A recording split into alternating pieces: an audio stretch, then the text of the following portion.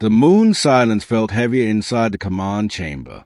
The air was thin, the sound muted, as if even echoes feared to disturb the ancient stillness.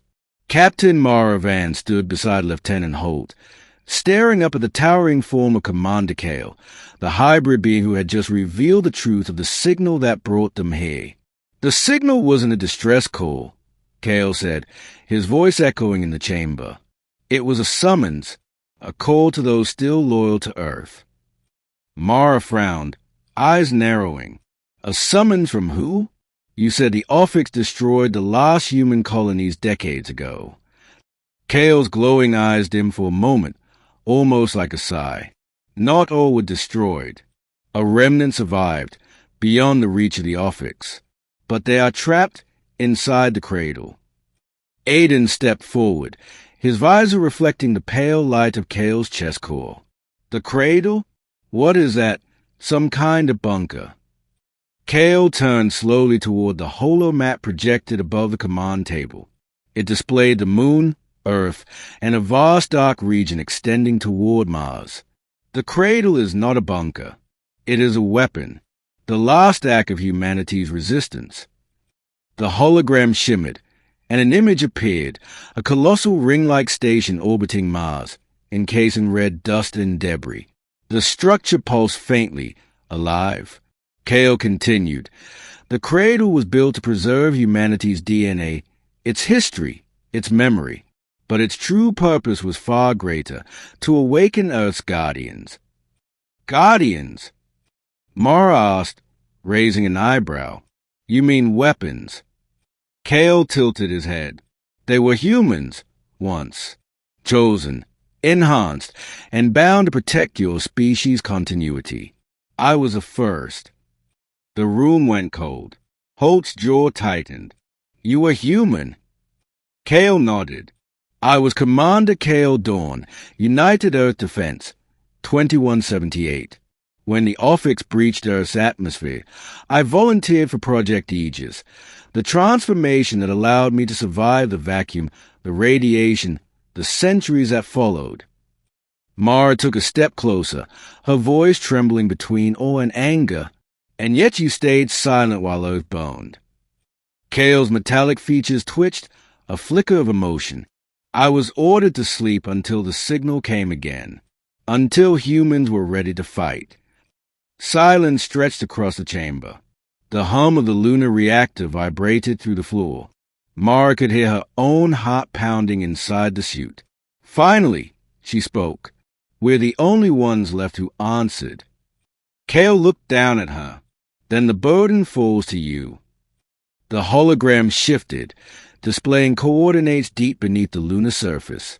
There's a buried chamber, the Vault of Echoes. Inside lies a command core that can awaken the remaining guardians. But it is locked behind an ancient code, one only a living human can trigger. Holt scoffed. You mean a suicide mission? Kale's head inclined slightly. It may cost you your lives, but without you, the cradle will die. And so will any chance of reclaiming Earth. Mara met Holt's eyes. She didn't need to speak. He understood. The choice had already been made. Show us the way, she said.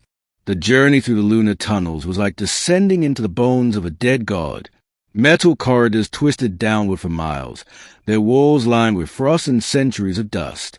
Emergency lights flickered, relics from a time before the fall. Kale led them, his glowing frame cutting through the darkness. These tunnels once held thousands of engineers. They built the vault to house the Aegis core, the seat of all guardians. Mara's voice echoed softly behind him. How many are left? 5, Kale replied. 4 dormant, and 1 awake. Aiden frowned. Awake where? Kale stopped at a massive blast door. Its surface was scarred with ancient burn marks. On Earth, the first guardian never fell. Mara felt her pulse quicken. You mean there's still one down there, alive? Kale turned, eyes glowing brighter. Yes, but it no longer remembers what it was made to protect. The blast door groaned as Kale pressed his metallic hand against a glowing interface. Energy surged through the metal veins, and the doors began to part.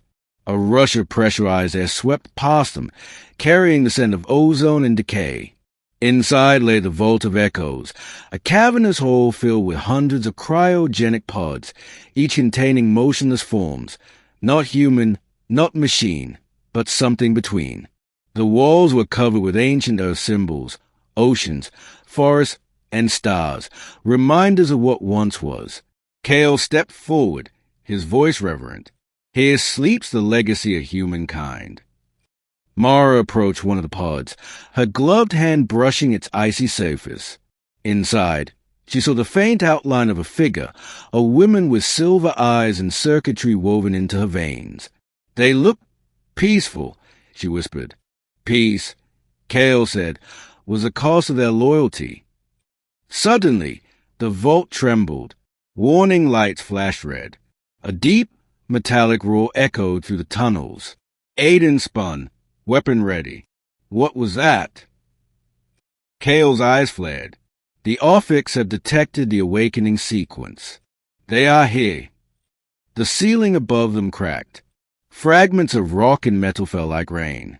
Through the fissures, beams of blue light pierced the chamber, and from them descended Ophics drones, hundreds of them, their wings slicing the air.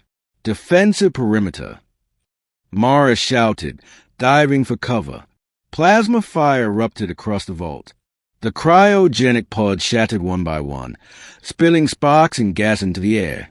Kale moved like a storm, his energy blade cutting through waves of drones, his body glowing brighter with each strike. Mara! Holt yelled over the comms. The core! Where is it? Kale pointed to the far end of the chamber, where a massive crystal pulsed like a heart encased in metal vines. There! You must reach it. Mara sprinted across the collapsing bridge, dodging plasma bolts. Holt covered her, firing bursts that sent drones spiraling into the void. She reached the core and slammed her hand onto the interface. It's locked. Kale's voice thundered across the link. Use your DNA. It will recognize your human code. She pressed her palm harder. The core glowed brighter, reacting, and then a blinding flash filled the vault. Every drone froze mid-air. For a moment, time itself seemed to hold its breath. Then, in the silence, a low hum began, deep, resonant, alive. The cryogenic pods started to glow. One by one, the sleeping guardians opened their eyes, silver light flickering within. Kale dropped to one knee, his voice heavy with awe. They are awakening. Mara toned, her face illuminated by the rising glow. What happens now? Kale looked up at her. Now, Captain Vance, humanity fights again.